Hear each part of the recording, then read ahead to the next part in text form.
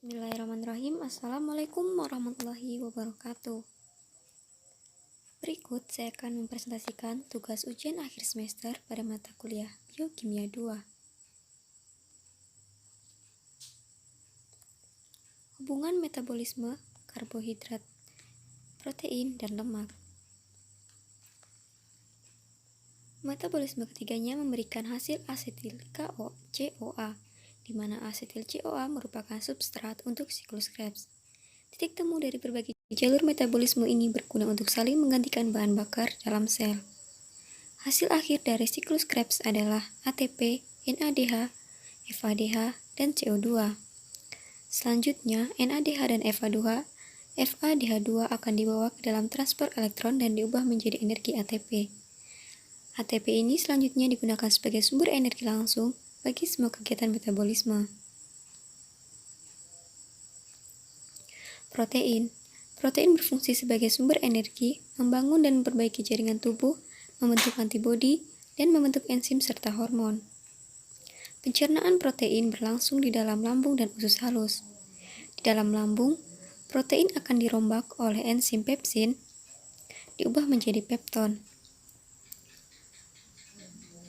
Selanjutnya, enzim tripsin akan mengubah pepton menjadi polipeptida. Kemudian, enzim peptidase akan mengubah polipeptida menjadi asam amino. Dalam usus halus terdapat enzim tripsin, kimotripsin, dan karboksipeptidase yang akan menguraikan asam amino dan peptida menjadi molekul yang lebih kecil. Kemudian asam amino akan masuk ke dalam aliran darah. Metabolisme asam amino. Jalur metabolik utama dari asam amino terdiri atas produksi asam amino dari pembongkaran protein tubuh, digesti protein diet, serta sintesis asam amino di hati. Pada proses ini dihasilkan amonia. Sebelum asam amino digunakan sebagai sumber energi perlu dilakukan pelepasan gugus amin. Gugus amin ini kemudian dibuang karena bersifat toksik bagi tubuh.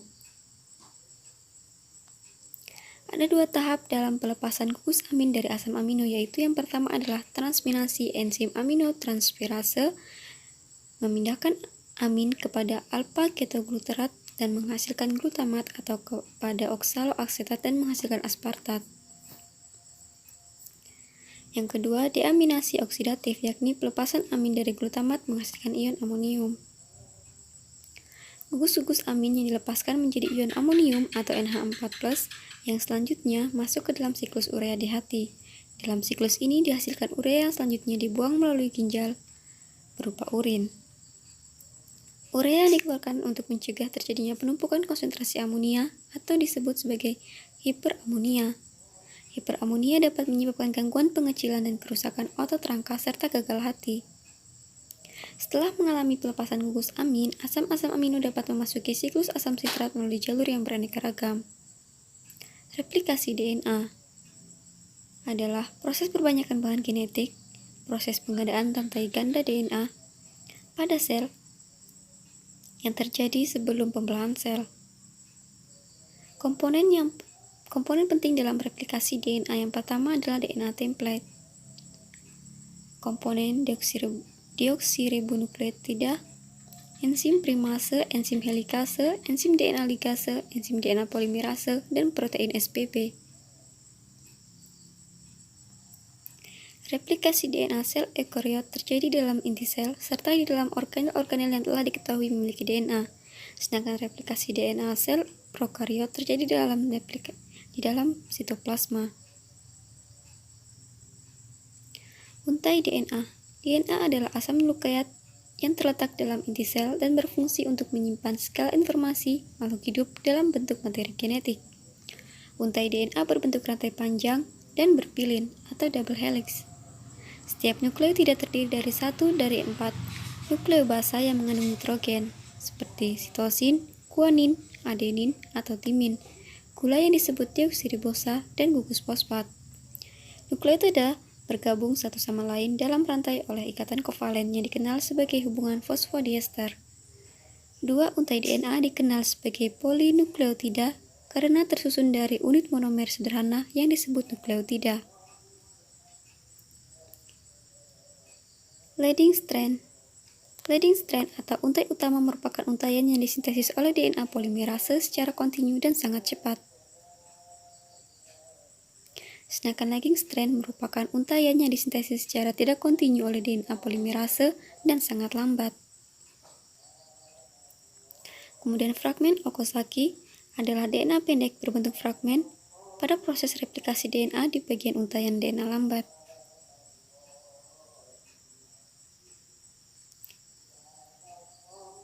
Arah pemanjangan untai DNA polimerase nukleotida pada replikasi DNA untuk seluruh makhluk hidup berlangsung dalam arah 5-3, atau artinya penambahan gugus nukleotida baru berlangsung pada gugus OH dari karbon 3 gula deoksiribosa.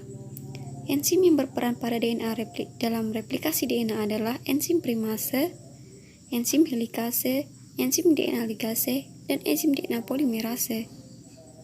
Transkripsi merupakan proses pembuatan mRNA dengan menyalin sebagian berkas DNA dalam inti sel oleh enzim DNA, enzim RNA polimerase.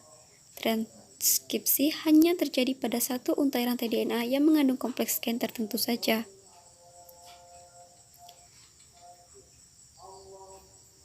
Translasi. Translasi merupakan proses penerjemahan sel, penginterpretasi suatu pesan genetik dan membentuk protein yang sesuai. Pesan tersebut berupa serangkaian kodon di sepanjang molekul mRNA. Translasi terjadi di ribosom. Proses translasi terbagi menjadi 3. Yang pertama adalah inisiasi. Dalam proses ini, ribosom subunit kecil akan menempel dengan mRNA dekat start kodon atau pada kelima. Antikodon tRNA yang mengikat asam amino atau inisiator akan menempel pada start kodon. Kemudian ribosom subunit besar bergabung membentuk unit inisiasi. Yang kedua adalah elongasi. Pada tahap ini, ribosom bergerak dalam ratusan molekul mRNA dan akan terjadi pemindahan lokasi, yakni molekul tRNA yang berada pada situs P akan dilepaskan dari situsnya. Setelah itu, situs A akan berpindah ke lokasi situs P. Dari ribosom tersebut mengganti molekul yang dilepaskan. Kemudian, molekul tRNA mengikat molekul baru hingga terbentuk rantai asam amino. Rantai asam amino yang terbentuk merupakan ikatan peptida oleh enzim peptidil transferase. Yang ketiga adalah proses terminasi. Pada proses ini terbentuk triplet codon stop, yakni UAA, UAG, dan UGA. Ribosom mencapai kodon terminasi pada rantai mRNA. Kemudian polipeptida lepas dari ribosom, dan dua subunit ribosom dari komponen lainnya terpisah-pisah. Codon stop bertindak sebagai sinyal untuk menghentikan proses translasi. mRNA atau messenger RNA merupakan RNA yang sintesisnya diarahkan oleh gen pada berkas DNA sebagai pembawa pesan. Ribosomal RNA adalah jenis RNA utama yang terlibat dalam pembentukan ribosom bersama dengan protein ribosom, menerjemahkan urutan pengkodean pada molekul mRNA menjadi rantai polipeptida. Transfer RNA, tRNA, adalah jenis RNA utama yang secara khusus membawa asam amino ke ribosom selama penerjemahan. Setiap kodon dalam molekul mRNA dibaca oleh antikodon tRNA untuk membawa asam amino spesifik ke ribosom. Penerjemahan untai pasangan DNA. mRNA mengandung 3 urutan bahasa nitrogen yang disebut kodon.